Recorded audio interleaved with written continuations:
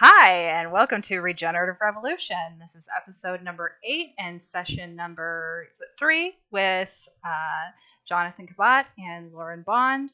And we're talking about their Hotlum Eco-Regeneration Camp that's in Hotlum, California, and the slopes of Mount Shasta. They have a large property, and they are wanting to turn it into a campsite that would teach people how to take care of a fire ecology regeneratively. We can summarize it that way. So if you're live with us on Twitch, then you see us and you see their bio and the project description on the left, and you see my workbook that we'll be going through. I'll be asking them questions and taking notes in this document so you can kind of look over my shoulder and see what's going on. I'll be reposting this on YouTube, so you might be watching there. Hello, either way. I hope you'll join us next time as well here on twitch.tv/regenrevolution is where we're live streaming. And you can find the schedule on my website at regenerativedynamics.com. So let's just start with a little check-in. How are you guys? Well, we're okay. It's been a bit of a bumpy day, and we're at our ranch in Colorado. There's an 800-acre ranch that we have a tiny house on in Colorado, and our Jack Russell Terrier just had a run-in with a bunny that we had to rescue the bunny. So it was a bit of a time getting here, but we feel good that we're here, and we're excited to talk about this next stage in our development. Awesome. Thanks. And Lauren? Yeah. Yeah. That was really stressful at first. We thought maybe Prajna might have been bitten by a rattlesnake or something, but no, she was just hiding with a bunny. Didn't come out. So anyway, We're here. It was challenging, but we're here. Yeah, so we spend some of our time here in Colorado. We rent a small spot for our off-grid tiny house, and so we'll be back at Hotlum in a couple of weeks. Cool. Great. Well, thank you. Thanks for joining me. Yeah, I've had a bit of a day. I woke up early to go water the garden at the Earth Natural Foods, and I got there and it started raining. So I just made a little video and posted it, watching the rain come down. And then I went to work at Natural Grocers. I'm the vitamins manager here in Norman, Oklahoma. And I had a busy day managing vitamins. So, just keep going. All right, so here we are with the Regenerative Enterprise Design Workbook, and we're using this to gather information that I then use to put into the business model canvas, which I think I still need to share with you guys. I didn't want to share it too early because I wanted to get some stuff in there to show you kind of how it is that I fill it out, but I'll share this with you guys soon. And we've already filled out some parts with your vision and purpose and your customer segments or membership segments, as you might. Wait, you had a different word for it. What were they? Participants, yes. Their pains and desires and your value proposition. That's mainly what we talked about last time. So we are now scrolling down to market and delivery. So last time we were talking about exactly what it is that you're offering, and you have a big long list of things that you could offer, including like biochar, adopt a tree program, eco-restoration camps, various workshops taught by you guys or guest teachers.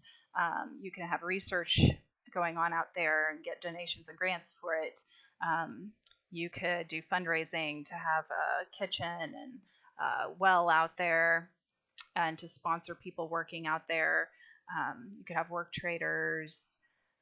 You guys have your nature guiding, and you could also work with other organizations to do things out there. So yeah, we had a big long list, and then I was trying to get it down to, okay, what are you guys going to do right now? What's the first thing you want to get going? And you talked about doing a Patreon that would allow you to get kind of members involved, get participants involved, and that they would be paying something on a regular basis. That would be maybe an adopt a tree program, or maybe a sponsor, a worker program. Maybe you can have different levels. Maybe some of those levels could include camping or programs. So that's kind of where we where we ended off. And I just wanted to say, like, from the last one, my other client, I kind of gave it to him as homework, but I didn't give it to you guys quite as explicitly. I'm really wanting you to have like a short elevator pitch. So that could be kind of homework. If you guys could come up with like a 30-second to 1 minute like spiel of what you would say to somebody if you ran into them. I mean, this written out would be like a paragraph. Of kind of like how would you really hook somebody into understanding what it is that you're trying to do and getting them involved in it. But yeah, moving on. So we're going to talk about these, participants, customer segments again, different kinds of participants you'd have, getting a little bit more specific about who they are so that you can start collecting some information on them. So do any of your customer segments have restraints, as in they live in a certain area, they're of a certain age, they have to have a certain income, they have to have an ability? I mean, I know you do like river rafting, like people have to be able to get in and out of the boat.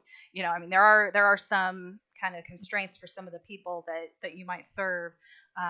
And yeah, I'm wondering about some of those so that you can kind of get some idea of how big these various groups of people are that you're targeting.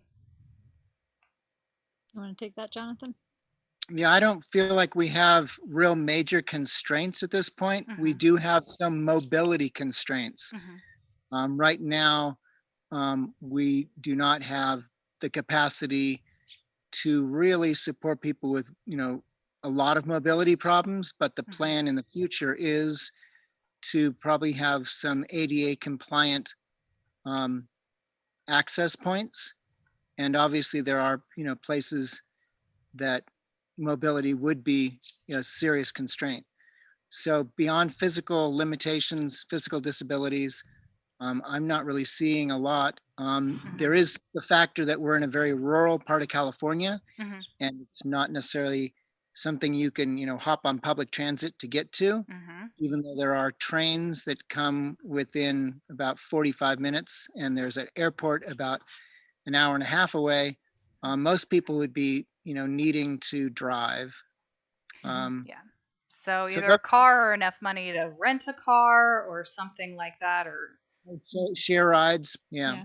There are a couple of other things too. It is a wilderness camp, so it's so they'd need to be comfortable with being in a wilderness setting, and we can support them with that as wilderness guides. Totally. Yeah. But if they're going to camp there, they should be comfortable camping in a tent. Yeah. Yeah, I mean, I agree. You do have a pretty broad potential market, and I think, that would be more of a question for specific programming. So if you were, going to plan out like marketing for a specific thing, then you'd want to hone in on that maybe a little bit more.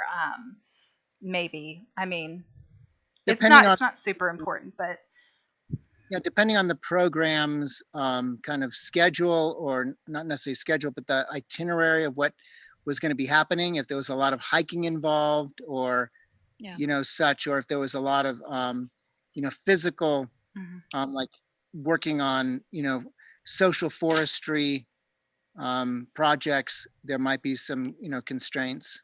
Yeah. And we had a friend with her 8-year-old son come to the property a couple of weeks ago, and he was great learning how to saw limbs and such. And so, we do love to accommodate children, but they have to have parental supervision. Yeah. At this point, we, can't have, we're not envisioning anytime soon having, programs for minors. Yeah. So what you're doing, like the demographics don't matter. What matters a little bit more is like who they are or what they're interested in, if they would be interested in something that you're offering. Because there's people who are already looking for the kinds of things that you're offering, and then there's people you're going to have to convince, to various degrees. Right. So and with that in mind, I mean, for sure,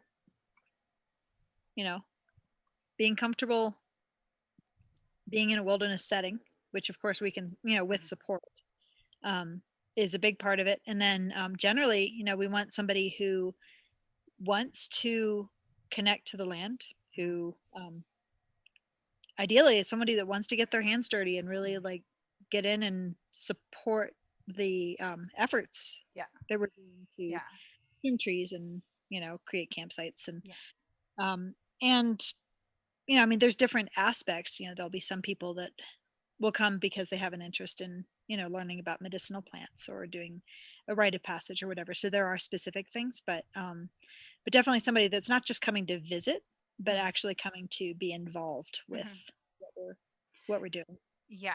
So the next question is, if someone were to find you by looking, what would they be looking for? Like if they were searching on Google for something, what would their search terms be? Ecosystem restoration might be one, or ecology, or rites of passage, wilderness experiences, social forestry, maybe wild tending, natural hikes, or eco-spirituality, eco-psychology. Yeah, I think that covers it. Yeah, I think those look like really specific terms that I'm guessing not a lot of people search for. So, I mean, here's where I would really like you to do some research. It's really easy to find out how many people, Google these on a regular basis. So like using Google keywords or something like that. Yeah, you can find out. One of our, I'm going to twist us. And one of our best pieces of information that we've received as far as search engine optimization is to form alliances with other websites for backlinking and to have reciprocal relationships. And so our hope is to be able to find ways to, coordinate with other organizations that have similar interests, and then people will be able to more easily find us on, search results based on that, we have more linkages inbound and outbound. The sun just came out, so we got to adjust. It's okay. Well, I couldn't. Now I can. Okay. Okay. So yeah, the terms you gave me, well, except for like ecology, most of the terms you gave me are really specific. So, I mean, I just know through doing some like Google AdWords advertising that the more specific and the smaller the audience that it is for a particular keyword, the more it costs to target them. But like the cost per click goes up the more specific you are. So, there's words like that, but also just to put it on the list, regenerative, regeneration, permaculture, words like that probably have a larger audience than social forestry. I don't know. I just haven't heard the term social forestry or eco-spirituality or eco-psychology as much. But I don't know. Some of them, wilderness experiences, obviously, is pretty broad. Yeah, some of those definitely are more common than others, but that we can do some research. Yeah, exactly. If you did the research, then you would know, and you would, kind of get to decide if you wanted to do a more targeted approach or to do a more broad approach. Okay. Anyway, next question. Okay, so design an experiment that would test if your offering is really what these people are looking for, and to confirm that they would actually buy it. So these would be things like getting them on an email list or a waiting list, to pre-sell them something, to sign them up for an introductory offering or something like that. Like, what could you do that would help you test if the people in this target market are really going to engage with what you have to offer, maybe before you have everything set up out there to get people to come out? Well, what we've been doing is like we have a listing on the ecosystemrestorationcamps.org site. We're working on our personal site right now. It's just a landing page, but with that, there's a contact page, And so people can reach out and send us an email. And so we've had a lot of really excited people contact us, about the work that we're doing. And I think that that's a really good start, is Mm-hmm. just having some sort of, and I think a newsletter would be a really good thing too, to have, the ability to sign up for a newsletter. Mm-hmm. And then the other thing too, as soon as COVID allows, we would like to reschedule the ecosystem restoration camp that we were going to have in April.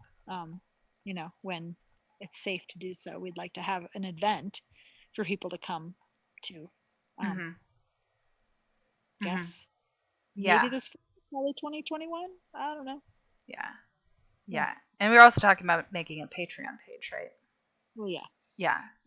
That's a whole nother conversation to have, and I'm interested in having that kind of as a separate topic. Mm-hmm. But as far as this experiment, I think that one of the ways that we're exploring that is through social media, Mm-hmm.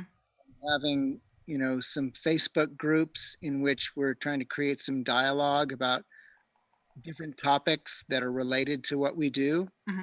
And sometimes we see some success on certain topics, and other topics we don't see as much success. And maybe we should start to kind of tabulate, like how many, reactions, um, likes or loves or whatever we get on a particular post on a particular topic. And I know you recently reposted something that I had posted, and that showed me that there was interest in that topic. Mm-hmm. And then I'm also thinking that once we, officially can start to get the business up and running, because Mm-hmm. we're still in the development phase, um, having a Facebook page and seeing if we can generate people following that page, and an Instagram account. And that would be an experiment to just see what kind of topics people are interested in. Mm-hmm. If they're interested in mushrooms, or they're interested in, making manzanita, mead, or if they're Mm-hmm. interested, you know, some kind of biochar project. People might have different interests, and we could probably tell that a little bit by seeing what kind of reactions and responses we get on a Facebook page, Mm-hmm. because I think more analytics on a Facebook page than there is in a group. Yeah. Yeah. Yeah, there's organic marketing where it's just like you have a Facebook group and page or whatnot. You have these accounts, you have a mailing list, and you grow your audience just through like word of mouth or people reposting your stuff, that sort of thing where you're not spending money. That's called organic marketing, I think, or organic growth, something like that. And then the other one would be if you were going to spend money, and maybe you won't need to spend money. That would be awesome. If you did, then you could get really technical with how you experiment with this, with like, um, you know, targeting the certain keywords that we were talking about, and then playing with like the message, playing with how you word your ad, and then driving traffic to one of those things specifically, and just like seeing what percentage of the people who are searching for that term actually click on the ad. You know what I mean? And the people who do, marketing really successfully, they just dial it in. They just keep experimenting like that until they figure out the exact keywords for the exact audience, where they can know that if they, put $5 down on marketing, they're going to get 3 clicks. Like they know, how effective their marketing is going to be, because they've like figured out exactly what their audience will react to. You know what I mean? So I just wanted to mention that here, that's kind of what I was getting to, is like, what are your keywords, and what would you drive traffic to, in case you wanted to do that kind of experimentation. You can also do it just by, making posts on social media, but that's kind of how you get good at it. Is that something that you can help with? Yeah, I'm just kind of figuring it out myself. Like, I'm doing it for my own business right now. Like, I'm not a pro at it yet. Like, I get the concept, but I need to practice with it some. So I'm doing it for myself right now. But yeah, I mean, I would love to help some other people, just to continue getting good at it. But yeah, I can't say I'm a marketing guru at this point. Gonna happen. I'm trying. I'm trying. Okay. Um, all right. Okay. Now, so go ahead. Ask a question Uh-huh. about this idea of having some kind of a, I know we typically talk about Patreon. Mm-hmm. Um, I've started to look at other tools that are more embedded in a website, and looking at different software and how that would relate to a CRM, a customer relations management software, where we could be tracking people's engagement in activities and then, marketing specifically to what their interests are and offering, special benefits to people who are patrons on an ongoing basis Mm-hmm. or large donors. Mm-hmm. Um, and I'm just not sure that Patreon is the platform for something that's ecological. It seems like, writers or artists or filmmakers, people who are producing something that's a kind of a consumable art, um, it's slanted that way. And I Mm-hmm. haven't really quite figured out who's benefiting from it, who are doing the kind of projects we're doing. And I was thinking, as I have done some research online, that other organizations that are much larger than us seem to be using more of their own system than Mm-hmm. trying a Patreon page. So just thoughts about that and Mm-hmm. CRMs. Yeah, you could totally use your own platform. Like kind of the benefit of Patreon would be if you had a lower cost offering that people who are already on there, it's easy for them to click on, a $1 or $2 a month thing and just have it added to their bill. Having to track another membership and another bill. For some people, like, oh, I don't want to sign up for another thing. But if you're already on Patreon and already supporting 5 other people, then it's really easy to add another one to it. So that's kind of why I like Patreon. Um, but yeah, you could totally use something else. And there might be another platform that's just more appropriate for what you're doing that I don't even know of. We probably don't have to just choose one anyway. I mean, we could have a Patreon and Yeah. experiment. I don't know. Yeah, it is a bit to manage, making sure that you keep people engaged in your offering Mm-hmm. and, continue to offer people who are patrons something special on a regular basis to, keep front and center. You Mm-hmm. don't want to let something like that drift, I don't think. I know people, are blogging consistently or producing, media of some sort, Mm-hmm. are continuing to update their Patreon people and often giving them, early access to content like, podcasts or such, Mm-hmm. or special additional information. It does take some management to do Patreon. Yeah. Yeah. Um, yeah, totally. But of course, if you have your own platform too, then usually they're expecting a newsletter. They're expecting something. People would expect an update. So Patreon's just a place where you would put your updates. But yeah, other than that, if you had your own system, you'd probably be sending out a newsletter regularly.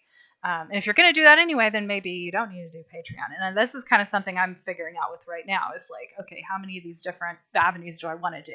If I'm going to do Patreon, maybe I don't want to do a newsletter. I want people to sign up for my Patreon. I don't want them to sign up for my newsletter, right? So up to you. Things to think about. Okay, so now we're going to talk about your competitors. I know you don't have competitors, you have cooperators, you have colleagues, right? But at the same time, if they're offering the same thing you are, they're kind of your competitors. Who else? What other organizations are out there that are doing similar work? Well, one of the things that we're involved in is ecosystem restoration camps. Mm-hmm. And so this Saturday, we're going to be on the Soil Not Oil international call. It's like a conference for soil not oil. And, there will be other people who are interested in the same, kind of work that we're doing, which is, reestablishing a better relationship with the ecosystem, with the world that, we all are embedded in and live within. And, So, one of our favorites, and I would definitely not consider them, in any way a competitor, but really someone we admire, is Weaving Earth. Mhm. And they offer almost like a kind of a cross between a gap year program and a graduate program on, relationship and deepening relationship with the earth and within community. And they have a really strong program with a beautiful website. And so we always kind of look to them as forerunners in, maybe a retreat center. Sometimes we kind of compare ourselves to like Essalon, right? Mhm. Like we have the opportunity to host facilitators from around the world. And so, sometimes we think of ourselves kind of as a venue. And so, you Mm. know, you know, a special center that has really top-notch facilitators would be an example of our competitors. Yeah.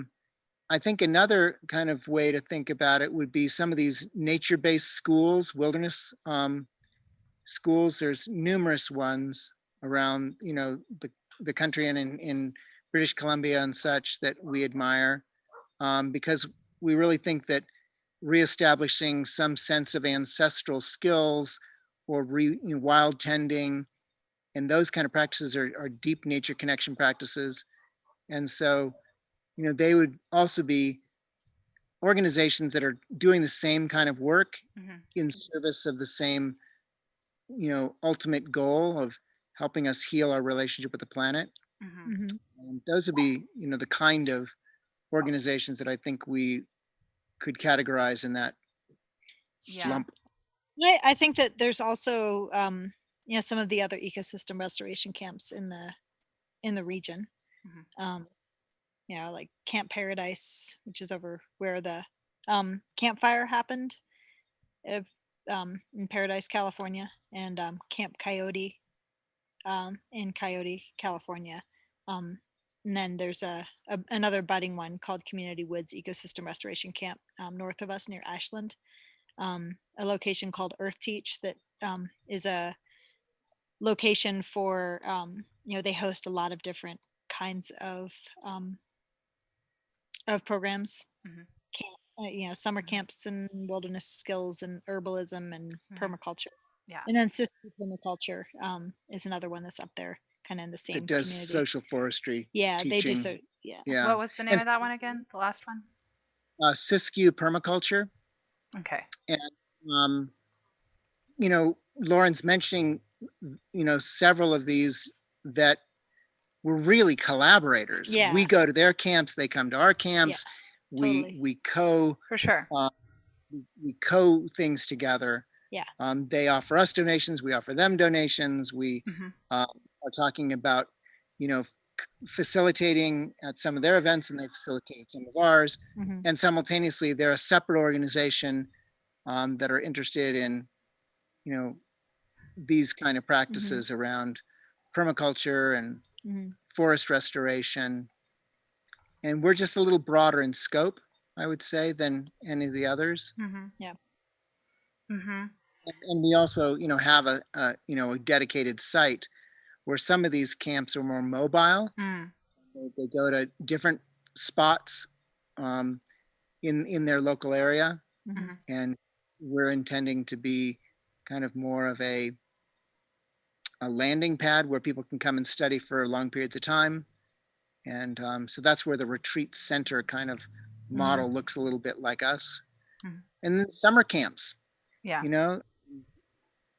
I think that, that is another way of thinking about us, is that, we're kind of hosting summer camps for people to come and have a particular focus. Mhm.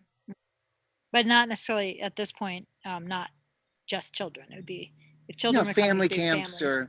or adults Yeah. that want to learn a specific thing and specific topic. Yeah. And then there's Headwaters Outdoor School too, which I Yeah, haven't visited Headwaters yet, mostly but focuses on ancestral skills and rites of passage with youth. And that, though I do think they, continue to host host adult programs at times, and they're very close to us. And again, we feel like we're kindred spirits. Yeah.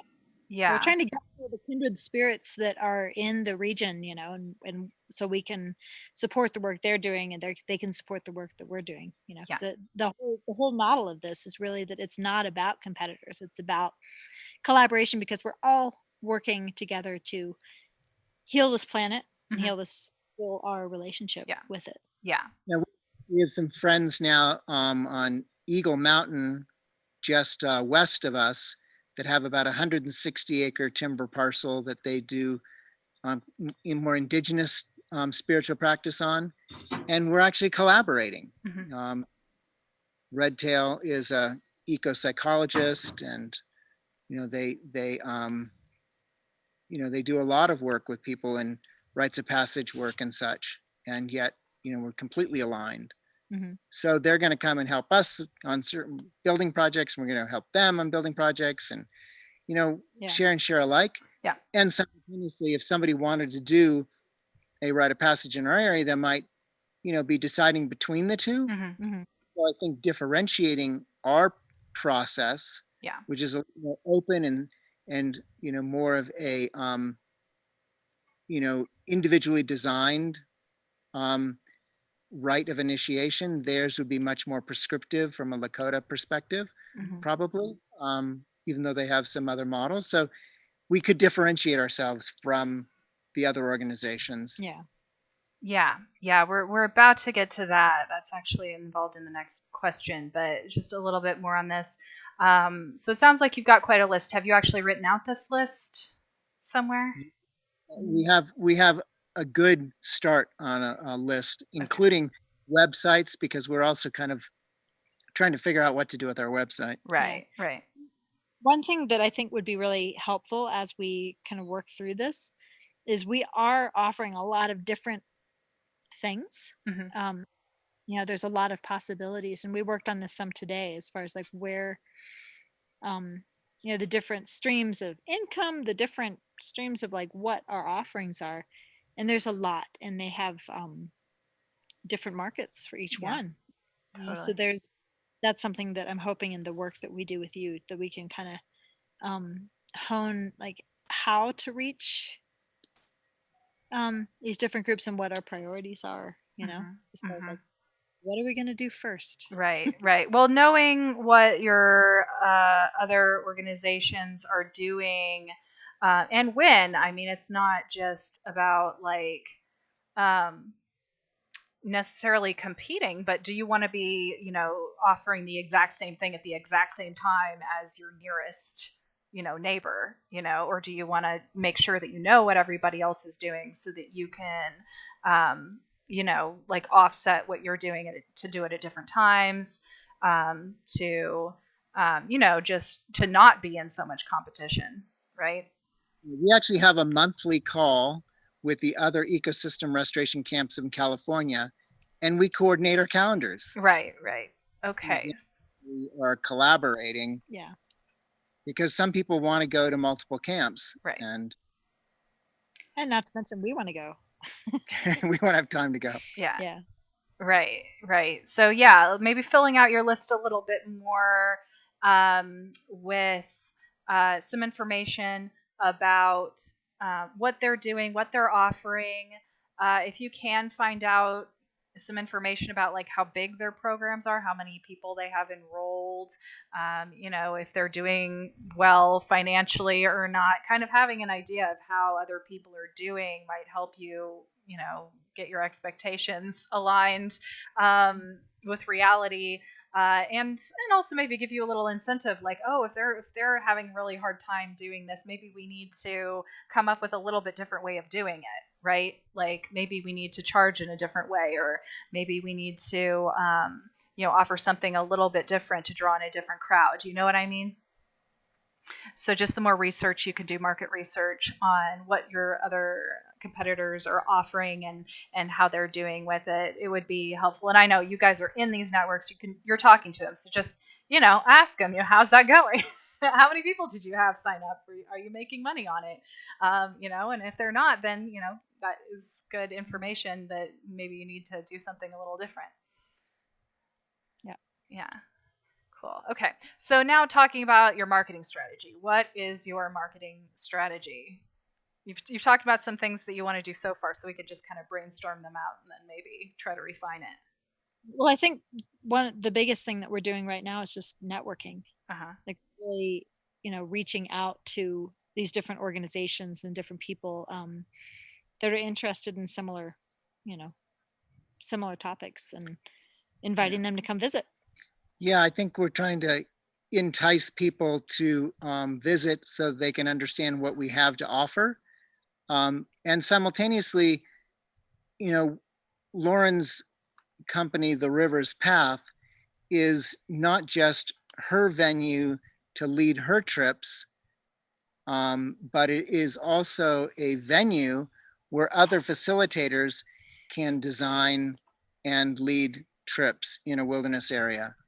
And so we're doing the same thing with Hotlum, and it's one of currently 3 locations that we're guiding on, or 4. And so one of our major marketing strategies is to reach out to networks of other facilitators, teachers, trainers, guides. Lauren just had a very successful children's program on the St. Vrain River, and it went gangbusters. And it was because she's developed a relationship over time with Mary Sweeney. And so it's in affiliation with Mary's organization. So we can do that. So I think our first and foremost thing that we're doing is trying to get the word out. We've been working closely with John Liu, who is an international video producer and director. And he's the one who came up with the whole concept of ecosystem restoration camps. And so he's been interviewing people at our land about our land. And so we've also had friends come who are, journalists and videographers. And so they're starting to produce little pieces on us. And so it's through other people telling our story, if that makes any sense. And I guess this is kind of like backlinking from a video perspective. If we're on somebody else's playlist on YouTube, and we're on their Facebook, pages or Facebook homepage, that's really good for us. And so we're trying to get other people to talk about us, because I think it's more convincing. I think it's really convincing when somebody is talking about somebody they know and is saying, this is fantastic. And and then I said, we're going to be on Soil Not Oil's conference this weekend. We're trying to do as much as we can. We were on another conference called The Great Work of Our Times that was produced by John Liu and others. And so I think that's a big part of our marketing strategy as we're in this infancy gestation period, is getting other people to talk about what's happening, get a buzz going. Yeah, that's good. Yeah, that's and we do have a couple of Facebook pages, and for different people that are like intimately connected to what we're doing, and then also just people that are kind of following what we're doing. So so we post pretty regularly on those. And I know that the market that I have with the River's Path, the people that have been on retreats with me, or co-led trips with me, I think there's a lot of possibility for crossover, and maybe facilitating something at Hotlum as well. So I'm kind of holding that as a possibility as we crystallize our view, or our goals. Then I'll be able to have something more concrete to bring to these other facilitators that I collaborate with. I guess this is why we say we don't have any competitors. We only have collaborators. Yeah. Working with local organizations is another big part of our projects. And so, we've been in conversation with other local organizations and starting to inquire as to, how we can support their interests and efforts Mhm. with our efforts. So I believe, and I think most of the people who are involved in this international movement believe, that restoring the planet is everyone's job. And the United Nations is definitely declaring that. Mhm. So yeah, we have Yeah. to do this together. And I'll mention one other collaborator, whatever you want to call it, not competitor. The Mount Shasta Bioregional Ecology Center is another one that we've been just working to develop a relationship with, as far as a local organization. They've done a lot of really good stuff so far in the area around Mount Shasta. Did you And say so, Bioregional Ecology Center? Is that what you said? Yep. yeah, the Mount Shasta Bioregional Ecology Center. Okay, got it. Yeah. So I don't know where Yeah. that collaboration is going to go, but it feels like it's going to be a really good and important. Yeah, and it'll probably partnership. be initially around prescribed burns, or not technically prescribed burns, but the kind of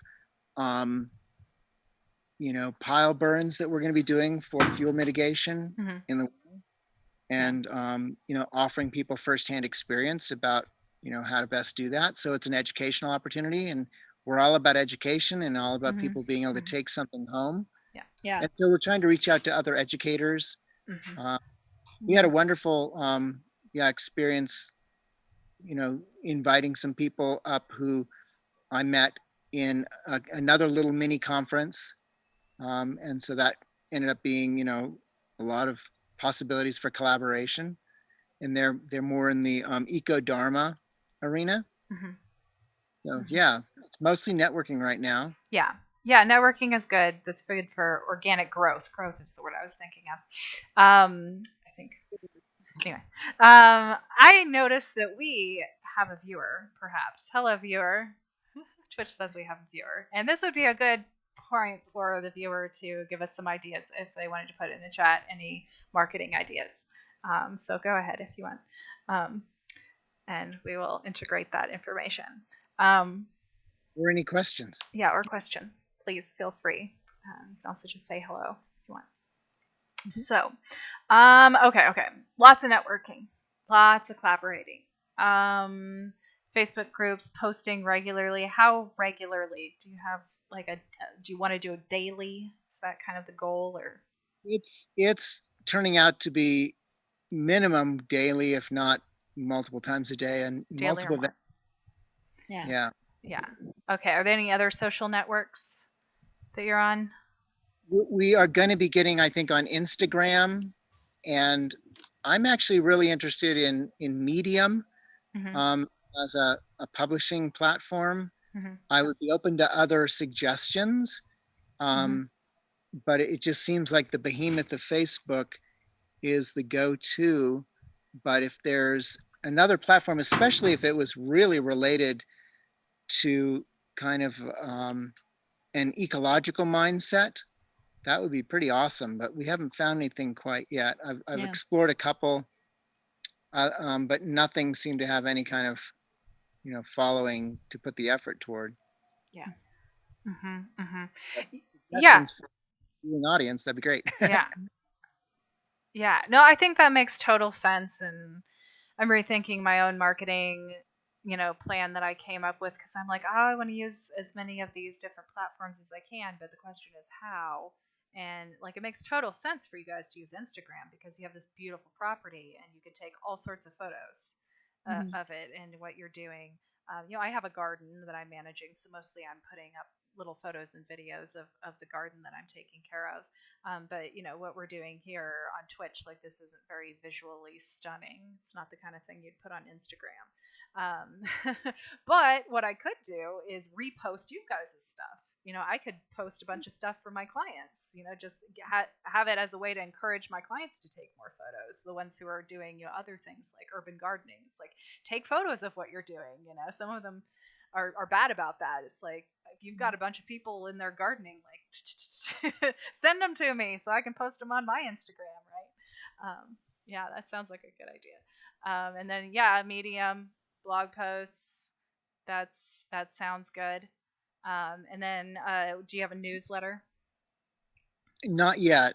Okay. What we are developing is a YouTube channel, and Okay. several people have suggested that if you really want to captivate people, YouTube's one of the better, social media outlets, because you can, publish to a huge audience, and people can then put you on their channels, and they can Mhm. easily repost your videos in their, social media Hmm. or their newsletters or their, you know, websites or whatever. It's pretty easy to capture even a portion of a YouTube video.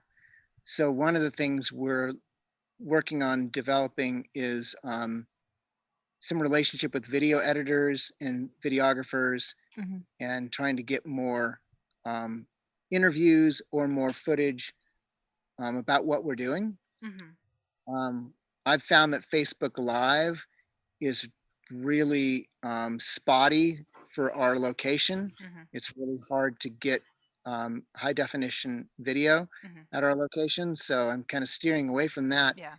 Probably going to do more shooting, posting to YouTube, and then reposting back to other social media. Facebook and whatnot. Yeah, yeah, that totally makes sense.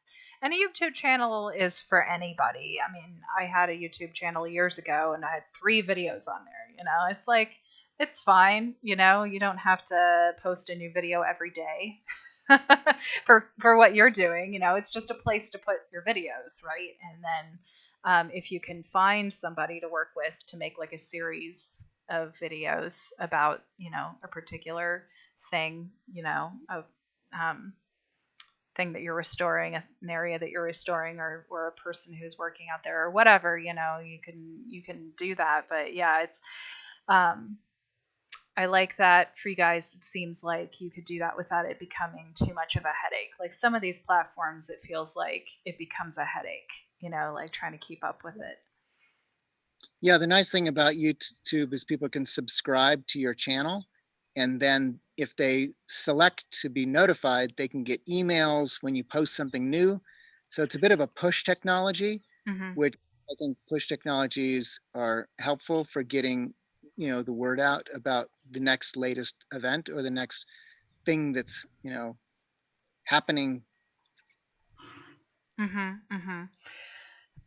Yeah, I'm wondering about your newsletter and how you're going to do it because, I mean, one way to do a newsletter is like a blog and to post it like on your website as a blog and then send it out as a newsletter. It could be a combination thing, or it could just be like a separate kind of newsletter that you do. You know what I mean? It could be like a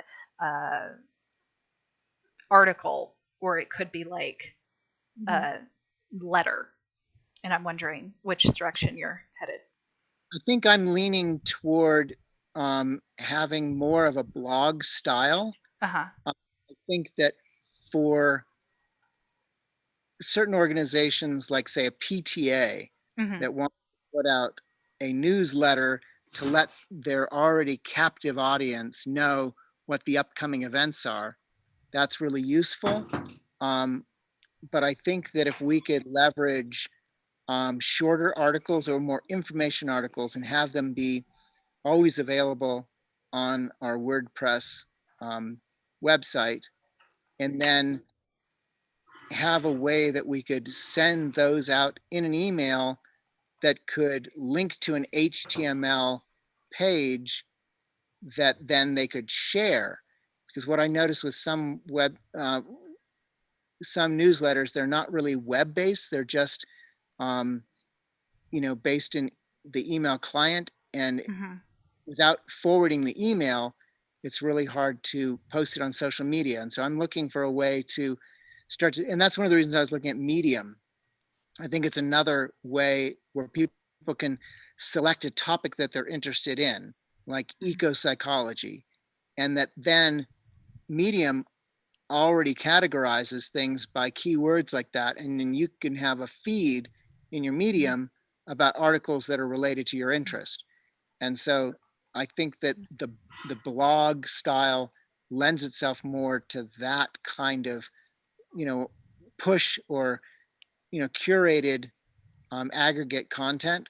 Newsletters, I've heard, are really, really successful for some organizations, but I think you have to use it judiciously, and that maybe that's really just about upcoming events. And I can talk a little bit about my experience with the Rivers Path with my business.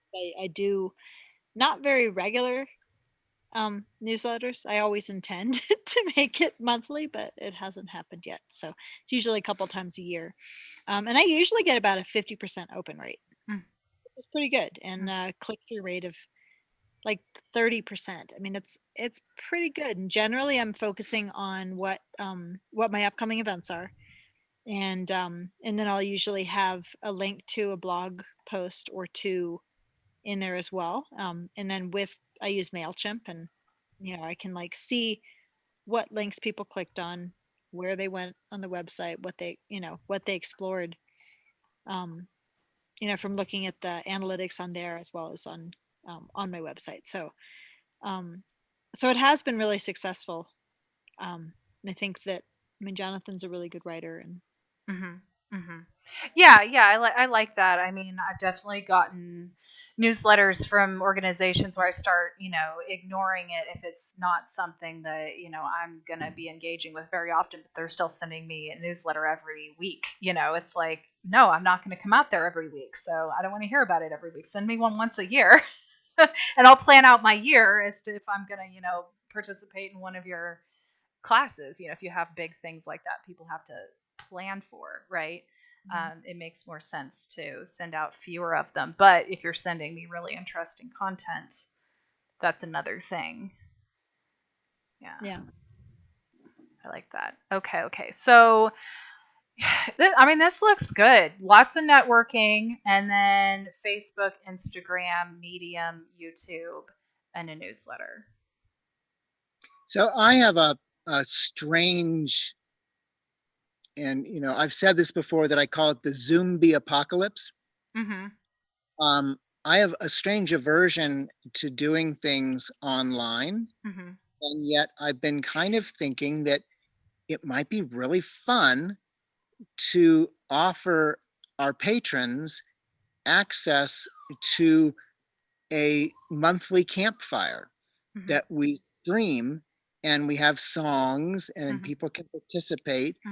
And they can't really roast marshmallows unless they have their own fire at home, but I think it would be really kind of fun maybe to have more of a social event that was just about singing, and people can tell stories.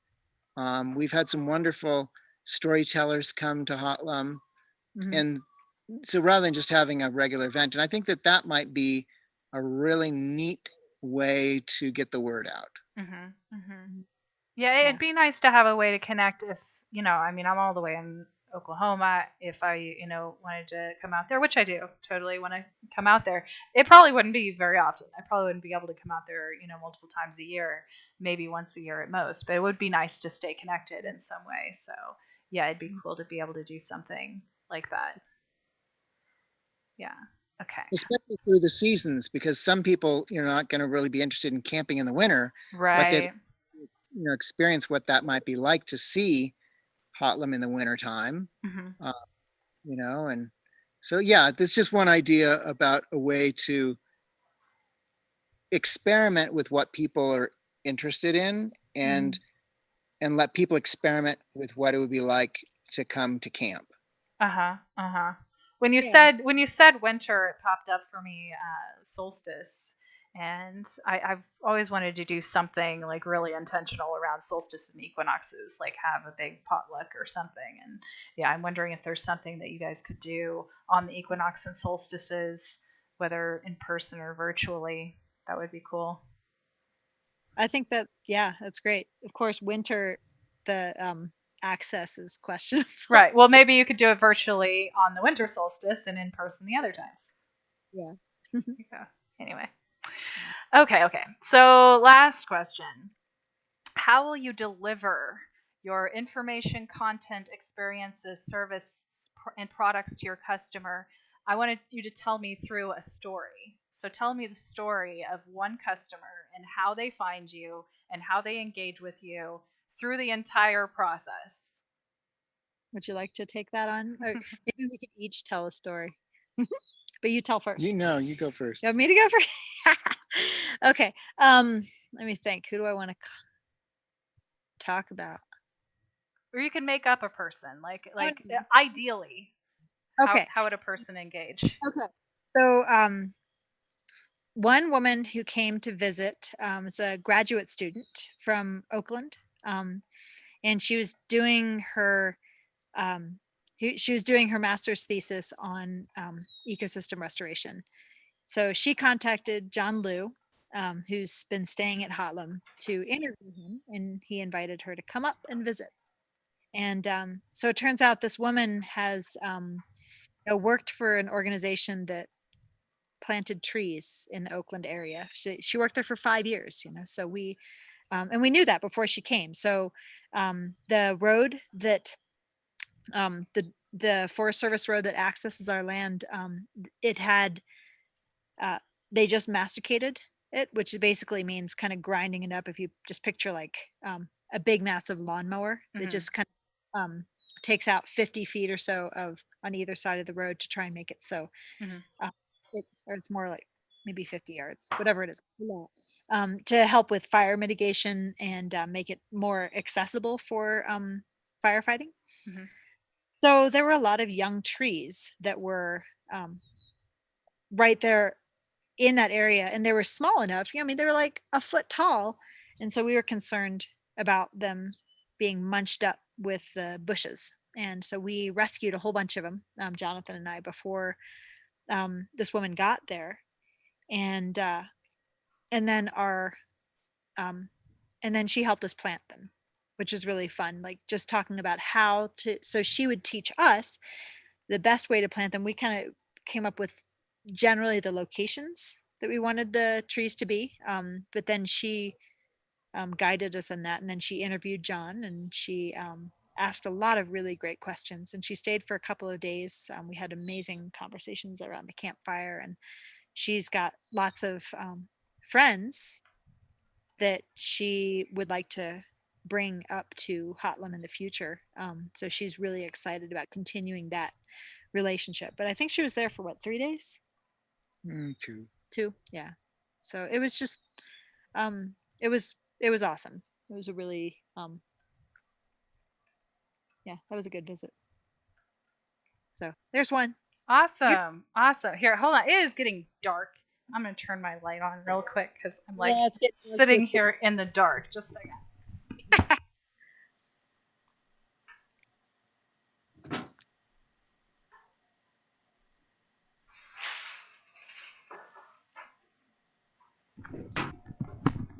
I don't know if that even helps. I need more lighting. Yeah, that helped. Okay. Paintings. Relying on the light coming in the window. Okay. Maybe you could tell a story about that family. You might have one. So I think one of the ways that people get to know about us is at conferences. And so we do like to attend conferences.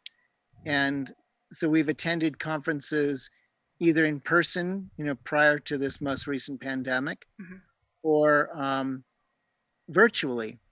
And even after a virtual conference, people will say, hey, I'm passing through and I really want to come visit you at Hotlum.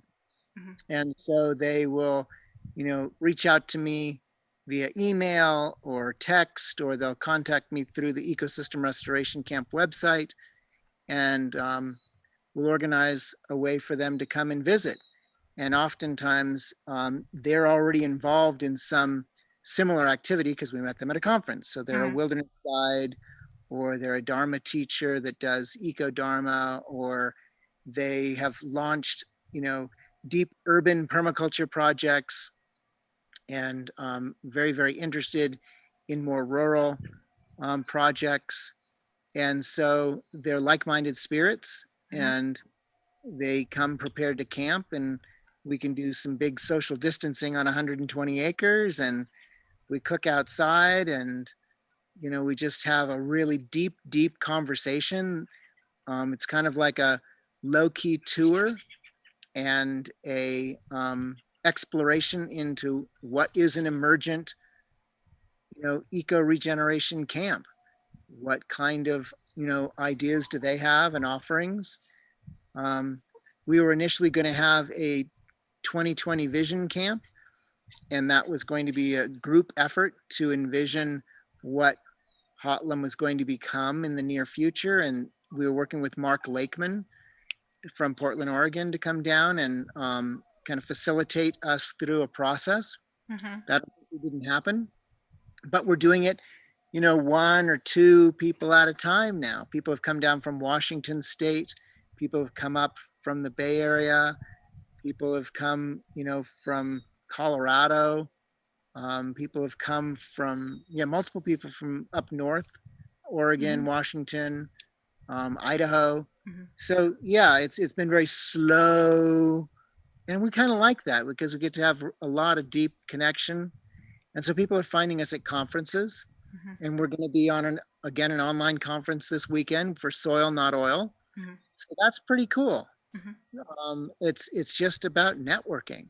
And I think Lauren's learned that through her networking group of BNI, that those face-to-face interactions or those now virtual interactions, you build an affinity, and then people are interested in what you do. Yeah.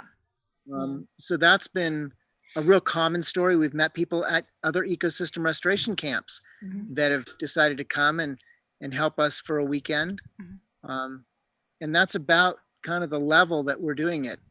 Another way is that we actively reach out to organizations and talk to their board of directors. That would be another story we could tell. I think you should share the story of the family that was here, that was there like a week and a half ago. Oh, I just did tell that. Okay. We met at Eco Camp Coyote.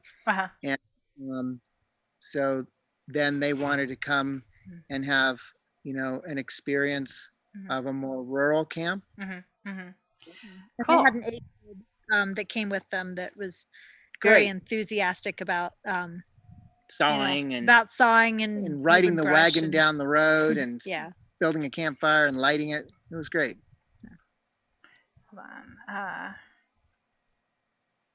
Yeah.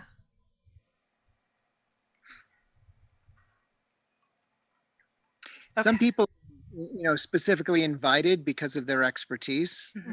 So, we've had some individuals come who were there to.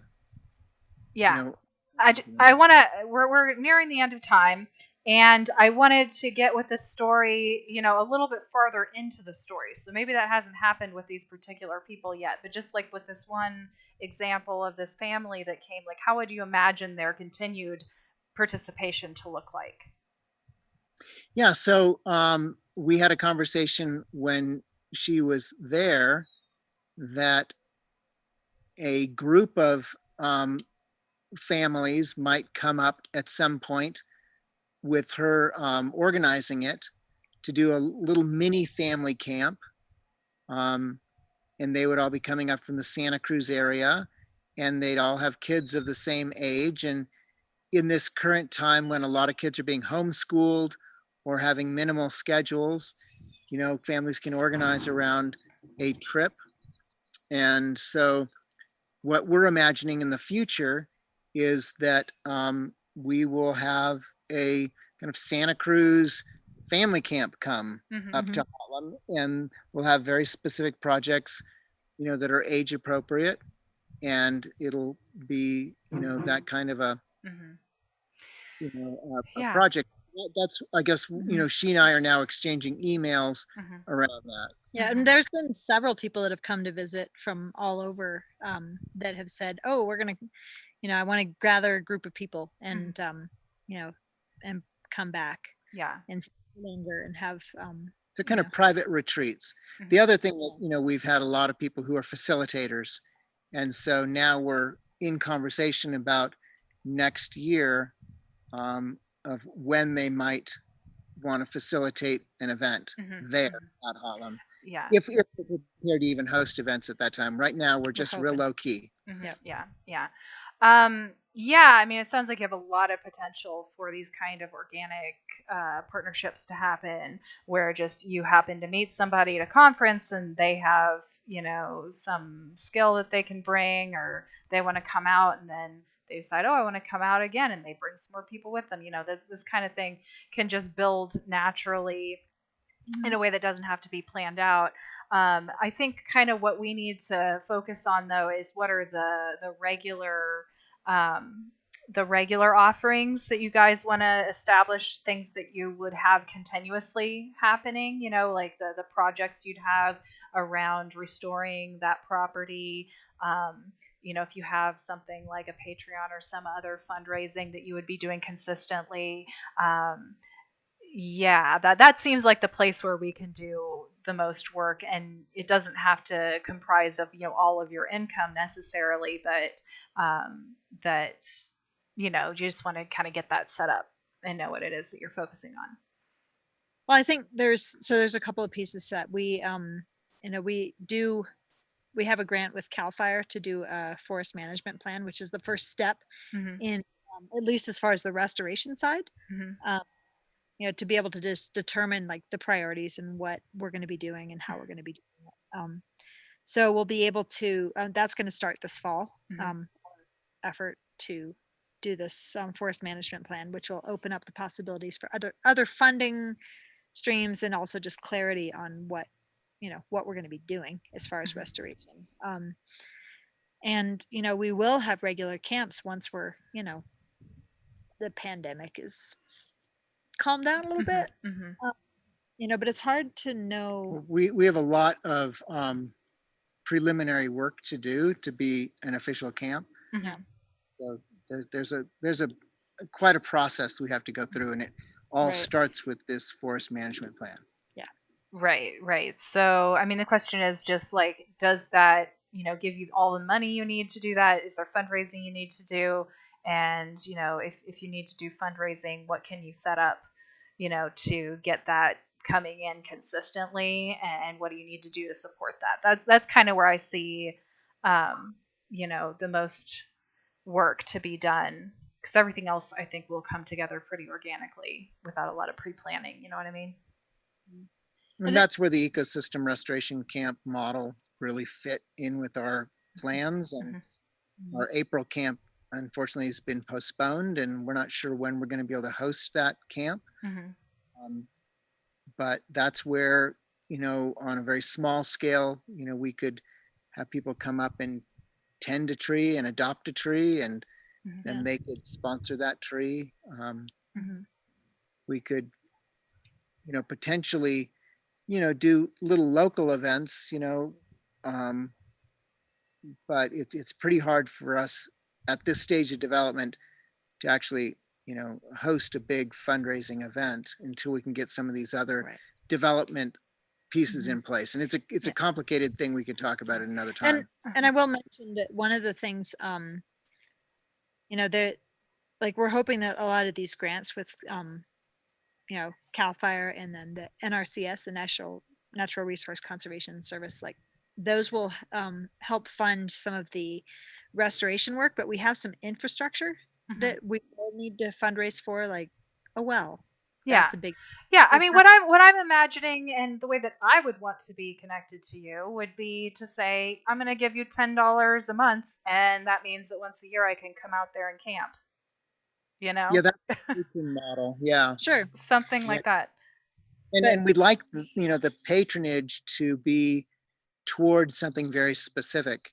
And so it might be that they're actually sponsoring a particular tree or a particular project, and then they can come and see how it's grown, or they can come and participate too in the project. So I think that's really maybe something like Patreon could support us with, those kind of patrons, and have special patron events.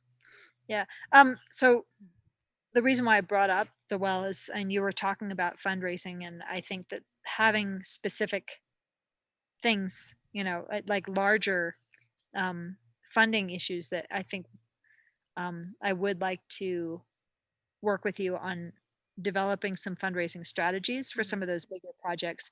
And absolutely, Patreon could help with some consistent or other, other monthly donation options will help with like monthly operating expenses. But for some of the big projects that need to happen before we can really officially be an organized camp and officially be able to bring large groups up, some of those things we will need some support and learning some of the different strategies to fundraise for those.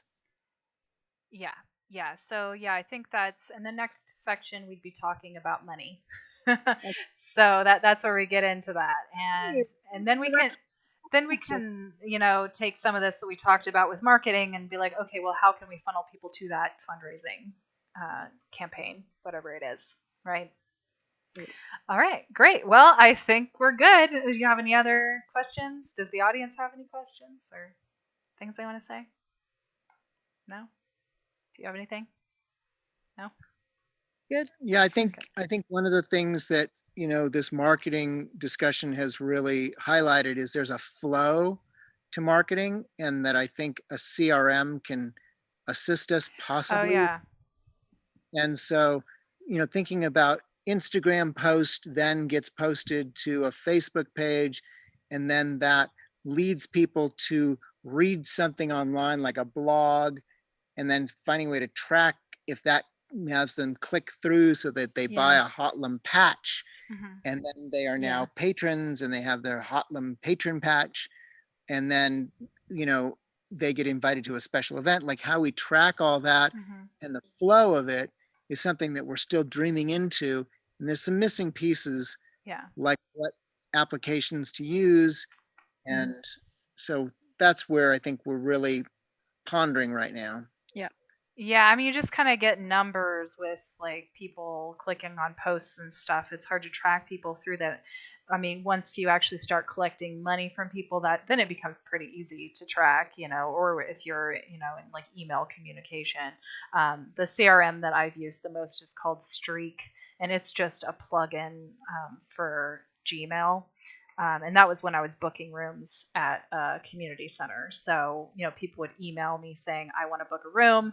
And then I would make a Streak box for that email. I would just attach it. And basically, it would just allow you to put the emails into a spreadsheet and track it through like the steps of the process. So, booked and then paid and then done, and so, but it would give me all of the information about what room they were booking and how much they were paying. And I had like a spreadsheet connected to the email itself that would track all of that. So if it was like that, if you were like booking people to come out and camp or booking them to come to a class or something, if it was all going through email, that's a good option. If it's not all going through the same email address, if you're talking to people on the phone and this and that, more than you're doing email, then you'd want to have some separate application probably.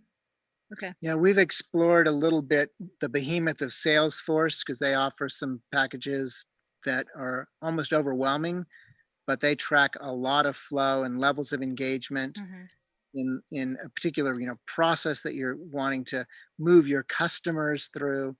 And I think we need something maybe a little less robust than that, but that would also help us